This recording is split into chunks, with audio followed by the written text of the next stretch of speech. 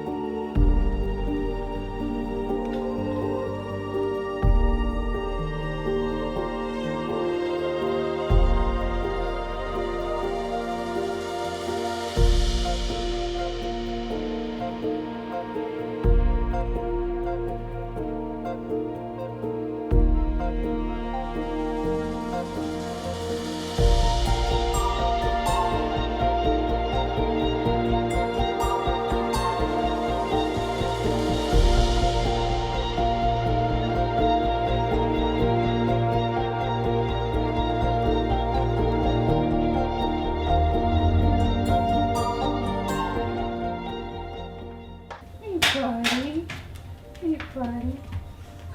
So cozy? Is it so cozy? Oh, your ears are froze.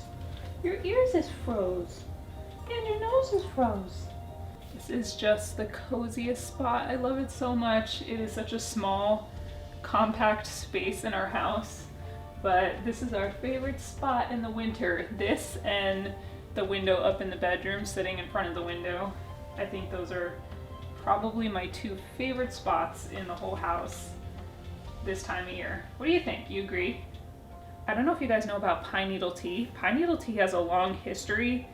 They used to put the fresh or the dried pine needles in a big pot over the open fire, strain off the needles when it was infused into the water, and then pour some for everyone to have that hot pine needle infused water as a tea, because it was an excellent source of vitamin C and it would help prevent things like scurvy. So I was fascinated when I found out that pine needle tea has like 5 or 6 times the amount of vitamin C that you can find in eating an orange or a lemon. Not all evergreens are edible. Things like the yew plant are poisonous, but there are some of the spruces and the pines that have so much benefit. Pine needles are also an anti-inflammatory. They're rich in antioxidants. They are an expectorant, so they help to clear congestion from the chest and from the sinuses. And you can add some manuka honey, some raw honey. You can put this with other herbal teas or just add a little bit of lemon,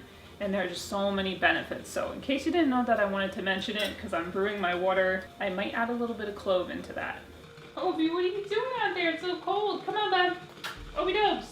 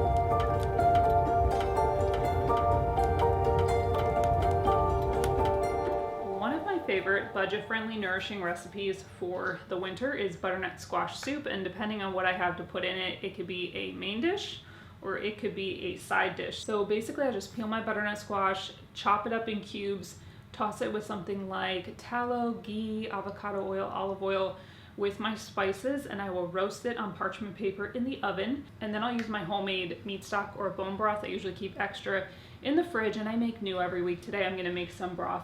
Homemade meat stock is obviously super budget friendly, and it's so nourishing. It's rich in minerals and all kinds of wonderful nutrients, and it has great gut healing properties.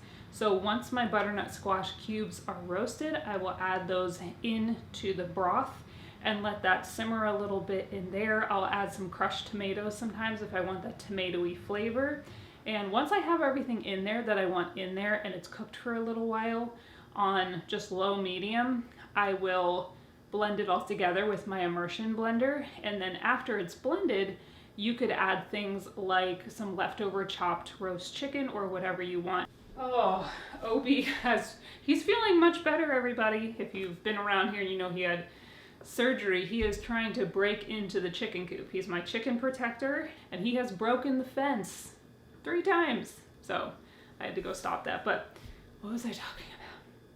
Oh yes, I love to add Parmesan cheese because it's my favorite. But you could add some creaminess to it with some cream cheese or sour cream or milk and blend that in. And before you blend, if you want to add some extra filling factor to it, you could dice up some potatoes or sweet potatoes and cook those in there. That would work too. So there's a lot of different things you can do with this. I do have a butternut squash recipe on my blog, and I also have a recipe for spaghetti squash casserole if you want to know what to do with some spaghetti squash that you have. That's also very budget friendly. And I'll just leave all those links for you in the description box, but I'm gonna get started on broth and some butternut squash soup. Do you ever just feel like you're in a season of being laid bare, exposed, vulnerable, open to the elements? Maybe it's an experience or a goal or a situation, and it is bringing all sorts of things to the surface. I have been in that season so many times in my life. I am actually in that type of a season right now. I'm one of those type of people, you could call it extra if you want, but I see life parallels and metaphors all through creation.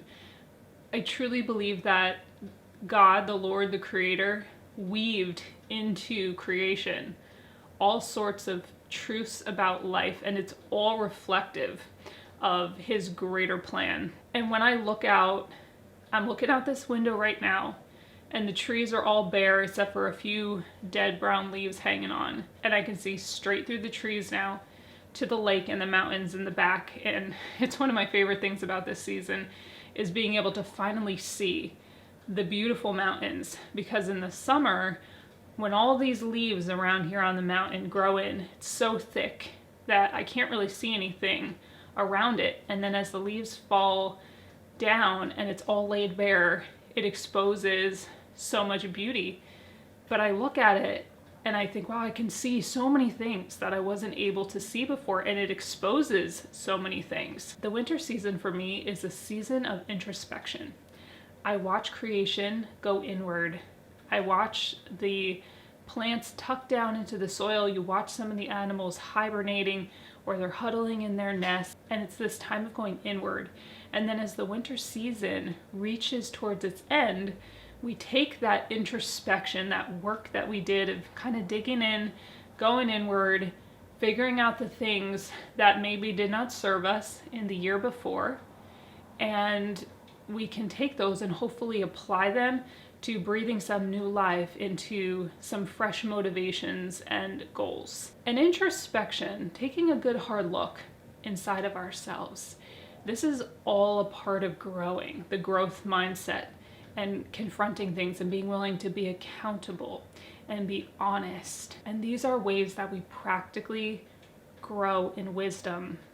But introspection can cause us to feel very vulnerable, because instead of having some of the guards in place around those spaces in ourselves or those limiting beliefs that we carry around, protecting those with justifications or confirmation bias or whatever the case may be, we're going into a place where we're being willing to lay those things bare, to expose them and be vulnerable. And we're like the trees, stripped of the leaves.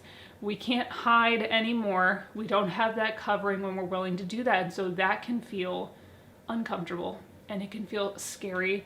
And feeling vulnerable, most of us, our survival instinct kicks in and we go right back to covering those things and potentially going right back into the limiting belief mindset or the justification or searching for the confirmation bias so that we don't have to feel uncomfortable and we don't have to feel vulnerable.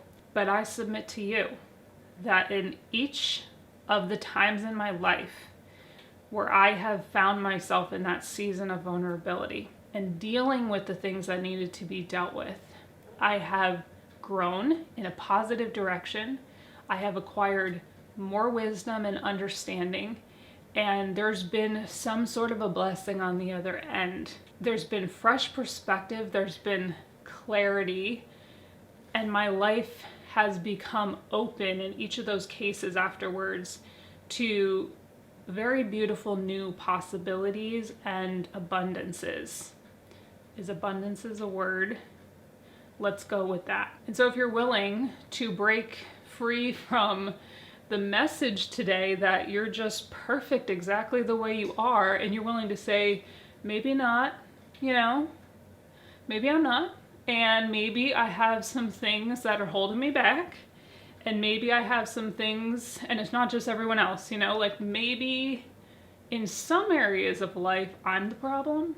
Do the thing that a lot of people aren't willing to do, because I'm believing in faith that on the other end of that willingness to be teachable and moldable and grow in wisdom, I'm believing in faith that there's a blessing on the other side of that. And I'm excited about the new life that can be birthed on the other side of it, because what's on the other side of all creation going inward in the winter? What's on the other side of the trees being laid bare and all of these things exposed that were not exposed during the summer? What's on the other side of that? Spring. And in spring, we see all sorts of new life come forth. At the beginning of winter, a lot of people will prune things back. So I pruned my elderberry bushes and my apple tree. And when we prune things, it looks like we're taking away all of its ability to bear fruit. But when things are pruned in this inward season, it helps the roots to go down deeper. Prayer is that the next season they'll bear more fruit than the season before. And so what we desire and believe in faith is going to be the outcome of allowing ourselves to be pruned, the things in ourselves that aren't working fantastical for us. We're willing to do the introspection and be a little bit vulnerable and laid bare. And we're believing for the tree to bear more fruit. So we're going to push our roots down deeper into the soil. That's the introspection. Allow ourselves to be pruned. Allow those things about ourselves to be cut back. Okay, looks a little messy and vulnerable. We can do it with some class, but we might have to deal with some stuff, and that's okay. It's actually okay to be uncomfortable.